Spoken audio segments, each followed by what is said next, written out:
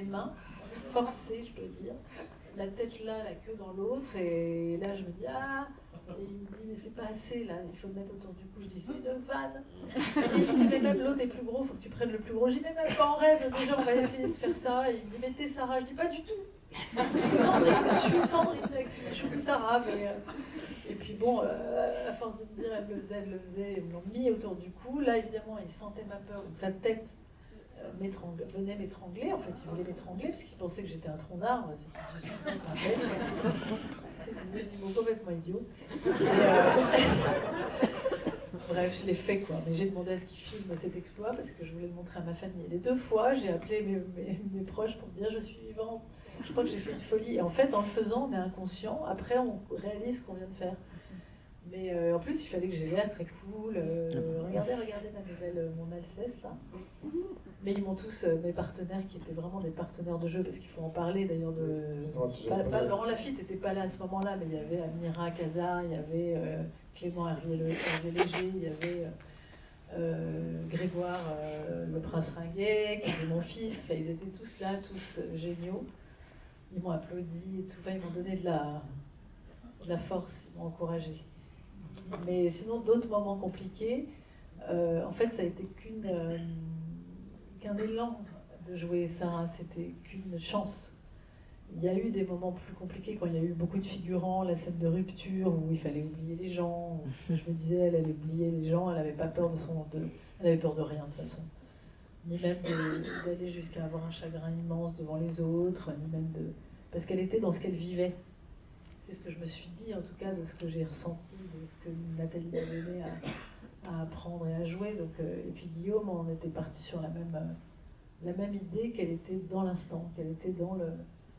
Et donc, quand elle a un chagrin, c'est très beau, parce que d'un coup, cette femme qui est adulée qui emporte tout le monde sur son passage, tout à coup, il y a un homme qui lui résiste, et elle redevient l'enfant abandonné qu'elle sera toujours, en fait. Donc, cette femme, elle est... Non, elle est... Ouais. Elle est marquante. Elle a un destin exceptionnel, surtout. Ouais.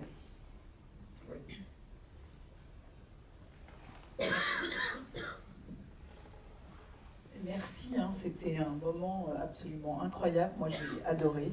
Merci beaucoup. Justement, elle est marquante, ça c'est vrai. Je pense qu'elle nous a tous marqués, ceux qui connaissaient l'histoire ou pas.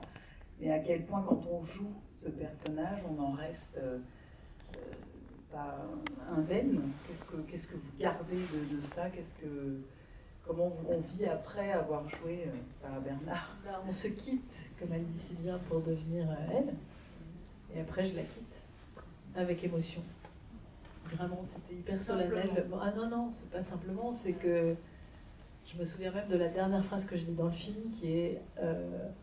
j'ai demandé à Guillaume, je dis, ça va être quoi la dernière phrase? Il me dit, c'est à plus tard Lucien, c'est quand je suis près du fiacre et que je le vois avec Charlotte. Et donc cette phrase n'est pas sortie comme si je la disais au milieu du film, elle est sortie en sachant que c'était les dernières répliques que j'allais dire d'elle, avec une émotion particulière. Et puis après, dans ma loge, il y avait mon coiffeur, ma coiffeuse, mon maquilleur qui ont travaillé avec moi pour rendre crédible tout ça. On a enlevé la robe d'Anaïs Roman, on a enlevé les boucles d'oreilles. J'ai pris tout le monde dans mes bras et tout ça, et c'était hyper solennel, hyper émouvant. Et je suis rentrée chez moi avec beaucoup moins de fougue que les jours précédents. Je me suis dit, merde, son énergie me quitte, au secours. Donc j'ai gardé, je crois, d'elle, elle m'a vraiment donné envie d'envergure, de liberté, de dire ce que je pense. Et d'ailleurs, j'aimerais bien que ça fasse ça aux jeunes, aux moins jeunes, à tout le monde, parce qu'aujourd'hui, on a tellement peur. Et je pense qu'elle donne envie de... Il y avait de quoi avoir peur à son époque aussi. Donc ça raconte beaucoup ça aussi, c'est que chaque époque traverse des peurs incommensurables et il faut garder en tête qu'on a une vie, qu'il faut la vivre et qu'il faut aimer la vivre et qu'il faut dire les choses et avoir... Elle m'a donné ça, cette envie de plus avoir peur, cette envie d'essayer en tout cas d'avoir moins peur et d'être libre. D'être libre. Mais ça je l'avais déjà... Enfin, c'est une chance de la jouer parce que c'est jouer la plus libre de toutes. Donc moi, ça m'autorisait toutes les libertés en fait. Donc pour une actrice, c'est exceptionnel. Quand tu as découvert le film la première fois, il correspondait tout à fait à ce que tu imaginais à partir du scénario, ou tu as été surprise, tu as été... Pour être très honnête, quand j'ai découvert le film la première fois, je regardais que mes trucs qui allaient pas, parce qu'en fait, quand on joue déjà, et quand on joue en plus elle, je savais pas trop ce que j'avais fait. Parce que je me lâchais complètement, j'ai lâché les chevaux, quoi. Enfin, je sais pas comment dire. Donc, quand Guillaume m'a dit, je voudrais bien te montrer le film, j'ai dit, oh là là. Donc, j'y suis allée avec ma garde rapprochée. C'était eux qui avaient la responsabilité de me dire, non, non, c'est bien, ou non, oula. Parce que moi, je voyais que ce qui allait pas. Et en fait, j'ai vu le film vraiment la deuxième fois. Où là, vraiment, j'étais dans le film. Donc, je voyais les choses que je connaissais pas. Je voyais. Je suis quasiment là tout le temps, mais je voyais la forme qu'avait pris le film, la musique, et puis le travail de Guillaume, le travail du décorateur, des costumes, enfin, l'ensemble du film. Et puis tout m'a plu. En fait. Et tout correspondait quand même assez au tourbillon que j'avais envie que ce soit, mais c'était vraiment particulièrement ça qui m'a plu. Je me suis dit, je suis sûre qu'elle aimerait qu'on ait pris des libertés même avec elle, quoi, parce que je pense que c'est le minimum, enfin c'est la moindre des choses. Donc j'étais contente en fait. Et j'ai trouvé Laurent Lafitte génial, je le dis franchement, parce que il m'a surprise. Je le vois toujours vachement bien, mais là je trouve qu'il a un truc de très émouvant, très viril. C'est pas la première fois que tu travailles avec lui. Non, justement, c'est pour ça que c'est bien quand on travaille plusieurs fois avec un acteur, d'être encore surprise, et voire même plus surprise que sur d'autres films. Enfin, j'ai travaillé sur Elle l'adore avec lui, mais on se voyait quasiment pas, et Les Barbares, on ne s'est pas vu. Enfin, on s'est de bon. Là, on avait vraiment du lourd à jouer. Enfin, première scène de tournage, c'est quand même... je lui saute dessus, on se roule une pelle, et il me dit, bon, bah là, on va pouvoir tout faire. Je lui dis, effectivement, non, mais ça crée des liens, enfin, franchement. Mais on est suffisamment, on était complices, mais c'est Guillaume aussi qui nous a imaginé l'un et l'autre, et c'était vraiment intelligent. Moi, je ne savais pas qu'il allait être aussi épais dans son interprétation de Lucien Guitry, aussi douloureusement dans l'envie de la quitter, mais douloureusement à en aimer une autre. Enfin, c'est vachement beau ce qu'il fait, je trouve. Si je peux me permettre de... Et même tous, hein, Amira Khazar dans Louise Abema, je trouve qu'elle propose un truc très vrai, très étonnant. Laurent Stocker aussi. Laurent Stocker, dans Mon serviteur, il est génial. J'ai voulu qu'il reste une journée de plus. C'est moi qui ai dit à Guillaume, tu ne veux pas lui inventer un truc. Et là, Et oui, j'ai inventé la Carmagnole. C'est toi oui. qui lui as écrit. Tu as été obligé de lui écrire d'autres choses. Oui, il y a d'autres choses qui ont été écrites pendant le tournage, d'ailleurs. Même la dernière scène a été écrite pendant le tournage. Ouais. Alors, ce qui est étonnant, c'est qu'il y a plusieurs comédiens de la Comédie Française, mais Sarah Bernard a été virée de la Comédie Française. Oui, en effet. Oui, elle a été virée à un moment donné parce qu'une sociétaire avait bousculé sa sœur, sa petite sœur, au point qu'elle tombe et qu'elle se cogne. Du coup, évidemment, elle gifle la sociétaire en question. Donc là, la sociétaire le prend très très mal. Et du coup, la sociétaire demande à ce qu'elle s'excuse. Elle refuse catégoriquement de s'excuser. Et du coup, elle fait une scène pas possible au directeur et elle est virée. Voilà. Mais c'est comme ça qu'elle part dans l'autre théâtre de l'Odéon où elle a fait des succès avec, je disais, je ne sais pas si je l'ai dit, c'était avec la pièce de Victor Hugo, Ruy Blas. Et puis là, elle a eu vraiment son grand succès, son premier grand succès. Et il lui a offert cette fameuse larme de diamant. Et voilà. La Comédie Française l'a rappelé pour revenir jouer. C'est quand même assez hallucinant. Il la vire et elle y retourne. Tout était comme ça. Oui. Et déjà, elle a commencé très mal dans sa vie parce que déjà, sa mère, c'est vrai qu'elle s'en est débarrassée parce qu'elle était courtisane. Elle ne pouvait pas la garder, évidemment, vu qu'elle recevait... Enfin, c'était plutôt de la haute société. Hein, c'était vraiment... Et elle l'a envoyée en Bretagne. Et puis, elle a été élevée jusqu'à l'âge de 6 ans en Bretagne et elle ne connaissait pas un mot de français. Elle ne savait que le breton en 6 ans. Donc, ils ont décidé quand même de l'éduquer un petit peu. Et c'est comme ça qu'elle est partie en pension pour connaître un peu, au moins connaître le français. Donc elle est partie vraiment de loin. Elle a, pendant 6 ans, elle a parlé que le breton. Après, elle a été en pension. Ensuite, elle a été... Voilà, et c'est comme ça. Et puis ensuite, elle s'est présentée à la Comédie Française. Elle a été... 14 ans, elle a dit à 14 ans qu'elle voulait être actrice. Je pense qu'elle a vraiment voulu se quitter souvent. Parce que sa vie était dure, quoi. Oui, elle n'était pas du tout aimée par sa mère. Elle avait 3 filles. Elle en aimait une, elle n'aimait pas les 2 autres. Donc, voilà. Donc, ça a été, elle revient de loin, de très loin. Et elle est même tombée parce qu'elle était dans une chaise haute quand elle était bébé, petite. Elle est tombée dans le feu. Elle a été brûlée, en partie, son corps. On lui a mis du lait, Et bon, voilà. Donc, elle a eu vraiment... D'ailleurs, le début de sa vie. Dans ses mémoires, ou dans un bouquin, je ne sais plus, mais elle dit que c'était un moment réjouissant de sa vie parce que comme elle avait été brûlée, tombée de sa chaise haute, elle était gardée par sa tante, je crois. Oui, après, et elle était trop contente parce que sa mère est venue à son chevet. Voilà, mais elle est trop malheureuse de la voir repartir. Oui, voilà. Enfin bon, c'est un cauchemar son enfance. Oui.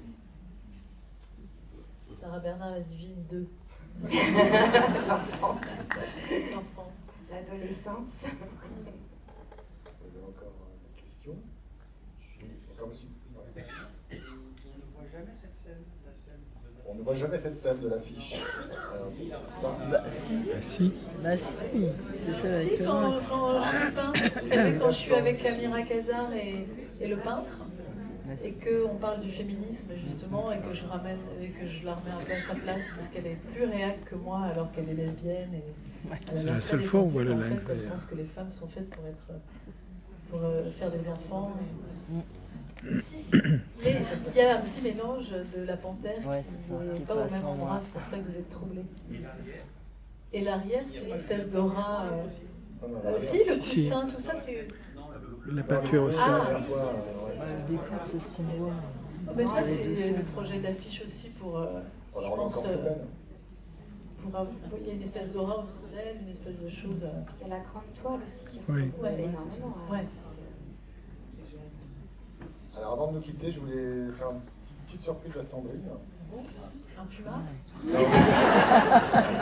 C'est un boa, non, c'est juste pour évoquer, parce que tu as, je ne sais plus, je les ai comptés, 70 films ou plus, et j'en ai sélectionné 8.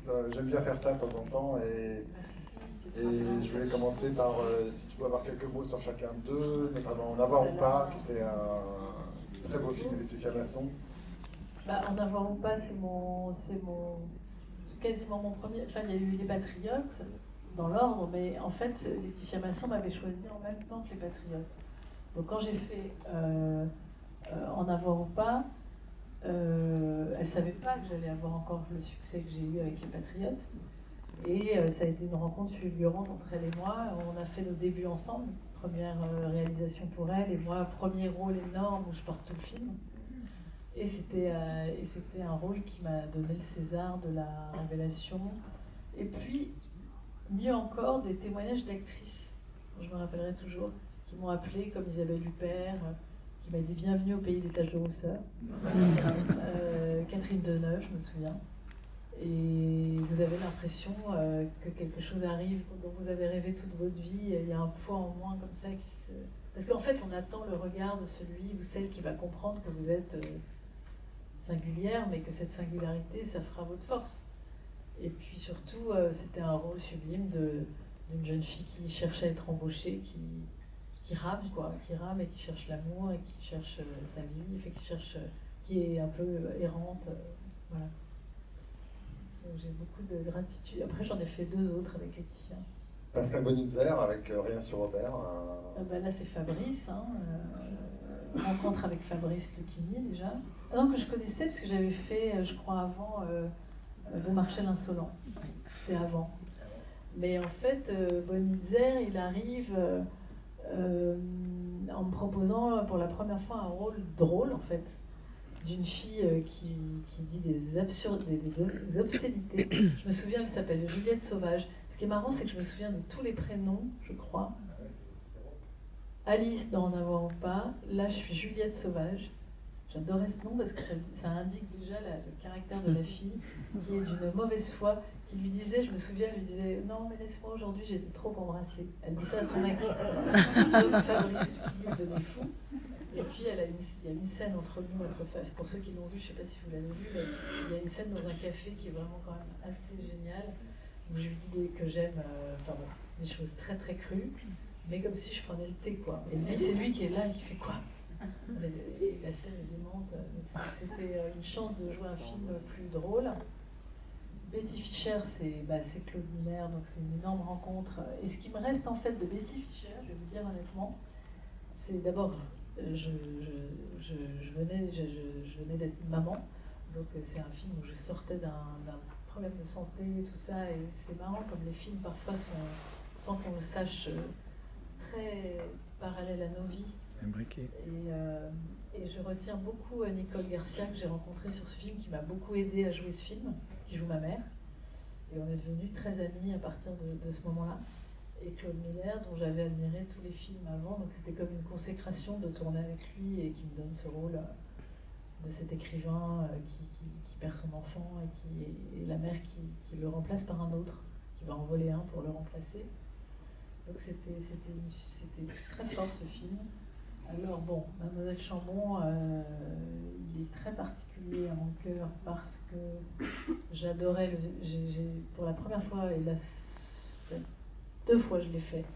Je l'ai fait une fois avec Alain Resnais, qui a mis 5 ans avant de me répondre.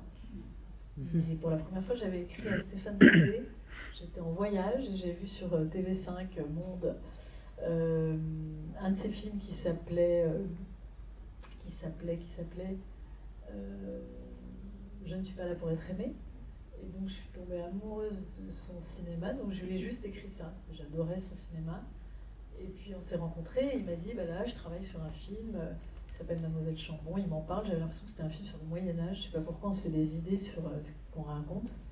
Une institutrice, un maçon, je me suis dit, ça doit se passer au Moyen-Âge.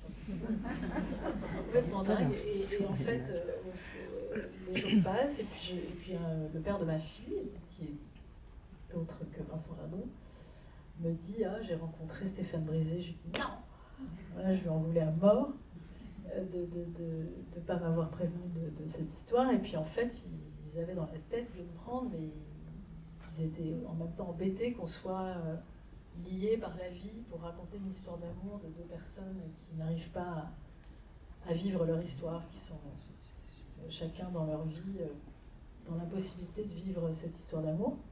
Et puis finalement, Stéphane a dit, c'est trop bête, je vais prendre les 2 acteurs que je veux. Et puis nous, on s'est interrogé avec Vincent, on s'est dit, est-ce que ça va aller? Et on s'est dit qu'on était suffisamment proches pour justement partager ça aussi. Et ça a été une expérience vraiment à plein de niveaux géniale. Et puis Stéphane, il a une façon de filmer le silence et il m'a laissé beaucoup de... Comment dire, c'est un personnage très digne, très honnête, c'est un super beau personnage. Et c'est une rencontre très forte avec Stéphane sur une autre façon de jouer en fait aussi. Ensuite, je fais trop long, non? Non. Albert Dupontel, alors là, elle s'appelle Véronique. Elle s'appelle Véronique. Dans Mademoiselle Chambon. Betty Fischer, elle s'appelle Betty. Ariane dans 9 mois ferme. Alors bon, on va tous dire aujourd'hui, tiens, j'aime pas trop Albert. J'avais peur de lui. J'avais peur de lui avant de faire le film. Je le trouvais trop nerveux, trop bizarre. Lui, il n'avait pas compris que je pouvais être drôle. Donc c'est sa productrice qui a dit, mais tu devrais voir Sandrine Kiberlin quand même. Il dit, non, mais elle n'est pas très drôle. J'ai l'impression qu'elle est... Et la productrice lui dit, mais t'es fou, je suis sûre qu'elle peut être aussi très drôle. Et elle avait vu des films qu'Albert n'avait pas vus, visiblement. Et puis il m'a demandé de lire le scénario que j'ai adoré tout de suite. Et il m'a dit, est-ce que ça te va si on fait une séance? Alors Albert, il vous donne son scénario, il faut le lire entre 13h et 15h. Il est persuadé qu'il y a 400 espions qui vont lui piquer toutes ses idées. Donc il faut le rendre à 15h10. Donc je l'ai lu entre 13h et 15h. À 15h10, je l'appelais en me disant, je te le rends, mais j'ai adoré. Ok, on se voit dans un café. Mais ne le dis à personne, je dis ok. Et on s'est vu, et puis il m'a dit, écoute, je vais transformer le rôle est rouge, je vais le transformer en rose pour toi. J'ai compris, en fait, d'une certaine manière, ce qu'il voulait dire, c'était en gros un personnage c'était rien et il allait en faire une femme plus humaine. C'est ça que j'ai compris.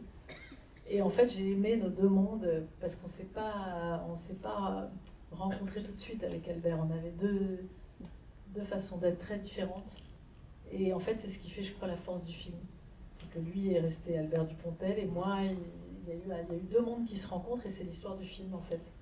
Et donc le film, je pense, est réussi aussi en partie grâce à ça. Et le film a été un succès énorme. Et un deuxième César, mais c'est surtout que le film, c'est un succès qui fait que...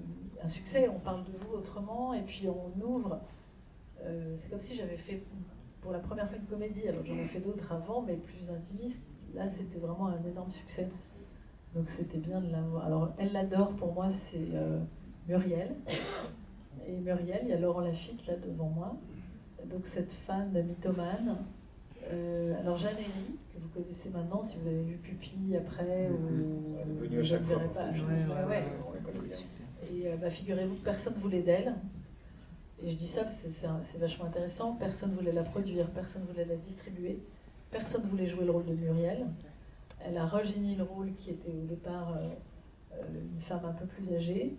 Elle me le propose, je lis, je la rencontre et je dis on va faire ton film et je vais te présenter. Je lui ai présenté. C'est pas pour ramener mais c'est intéressant de voir que tout est parti comme ça. C'est-à-dire que je lui ai présenté Alain Attal et Hugo Sélignac qui n'étaient pas encore associés sur des films.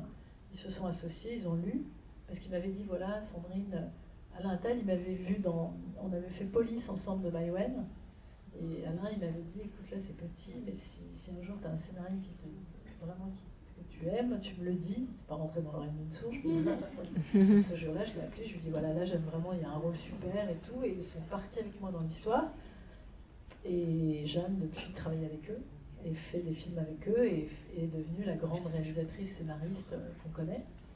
Donc, et ce rôle est génial. Ce rôle, la garde à vue, c'est vraiment un plaisir de jeu. Voilà. Quand on a 17 ans, bon bah forcément c'est... Je crois qu'elle s'appelle Mathilde. C'est André Téchiné. Donc André Téchiné, quand même quoi. C'est franchement des chances d'avoir... j'ai travaillé avec des gens, Guillaume Niclou, André Téchiné, Alain Resnais, Jacques Audiard, Laetitia